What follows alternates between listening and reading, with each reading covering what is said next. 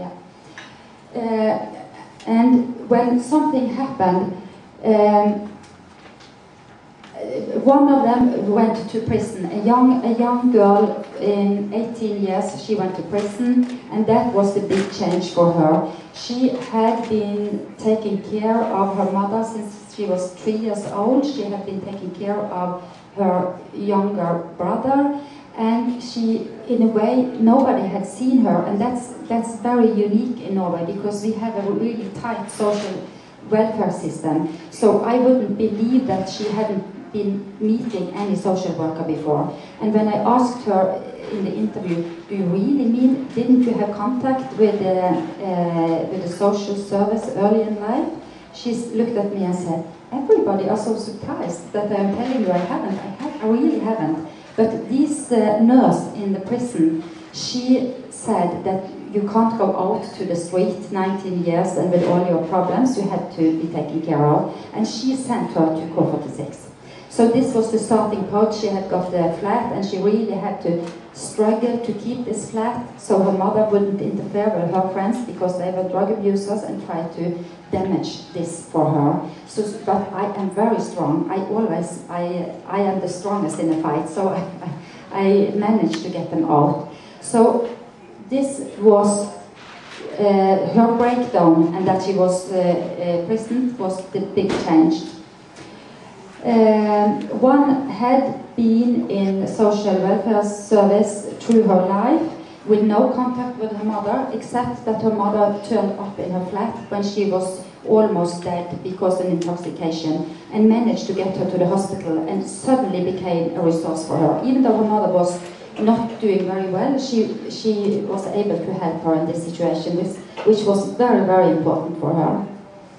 And as you probably know, when somebody else is taking an overdose and die, it is a way, it is a point where people reflect and somebody are able to do a change in their life at that very moment. But it is big changes. So when we talked to them, they told us a story about less turbulence than earlier and more predictable things in life. They could plan to a certain degree. They were in work training or education, and many of them, as to your question, they were still using drugs, but they managed in a better way. All of them had very small networks, and they still had. And some of them had only contacts with professionals. So the professional network is weak. We know that because we are not in their life forever. And they had a problem with a relation to the families and to the friends, because it was a lot of struggle in this among the friends. And the story about the future, it is very traditional in a way. Many of them wanted to have children and a stable economic situation. And they wanted to have a boy and a girl. They wanted to have children, yes. And several of them said, of the girls said, I want a man, a normal man, if that is possible. They had a doubt if that would be possible.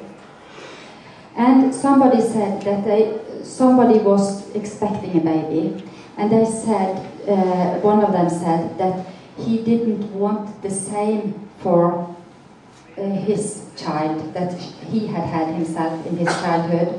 So he was very, he did want to go for treatment so he could be better when the child was going to be born. Somebody had plans for the future, and several of them, of these 8, they wanted to go away from Norway to stay in a warmer country. It was really a dream of the future to be in another place.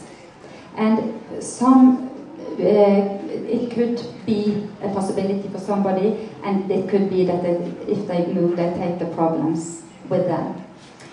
I have the same analysis about the story about using drugs. And I go a little bit quicker through this. What is very important there is this ambivalence, which you see, because they want to reduce it, but they use drugs for a good purpose. They have some big problems who is not that terrible when they use drugs. It's a kind of a strategy to manage life. And that's why it's difficult to stop, because they get other problems, perhaps a lot of anxiety, which is really bad. So they told about reduction in this drug use, or that they only used hashish or only alcohol, which is not that bad as heroin and amphetamine. And this ambivalence once again, that they want to use drugs and they want to stop using drugs. And about this alcohol who helps them to relax, so they want to keep on using alcohol. In the future, the dreams for the future is to have a drug-free life, although, and to grow up, and to stay in the rules of the community, to be, as I said, an ordinary inhabitants, so so they could be accepted in the community. The core story, as I said in the matrice then, is that they tell us about the degradation and non-affiliation. They have learned strategies to cope, and we have to understood then that they have this cultural economic dependence, and they have a financial debt to the drug environment, and when we have in Norway have people in treatment, we do not go into this problem at all, because we say you have to cope yourself with that, because it is in the criminal environment, and we do not interfere from the state. Maybe we should do more of that. We are doing another study in this field, and we see that this economic situation really is important to have a solution on, and we have to cooperate. Otherwise, they have no chance to get out of it, because they are so trapped in it. Also, this about street capital, they have some something they really can very good, and it must be possible to translate it to be something they can manage in the ordinary society, so it can be a help for them, not just something that keeps them down. So, and what they told us was that Core 46, who wanted to know how their work was, something of the best thing was that they didn't go by the textbook. They did something different.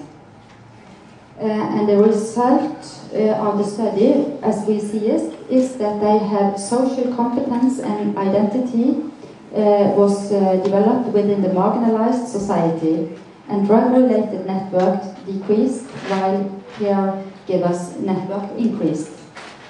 They had weak networks, and the Core 46, as we understand them, managed to share these feelings of ambivalence, managed to be there with the young people, not just telling them what to do, but to follow that process. And we have to understand this as a kind of a process that we had to join, so we can let them in their own way experience the way out. And we also have to keep in mind that Core 46 isn't a treatment service. It is starting on treatment. It is the first step to get somebody into treatment. So they are not going to keep them there, and that's why they can do this job. And probably that's why they keep the youth, as we could see it. Yes, thank you.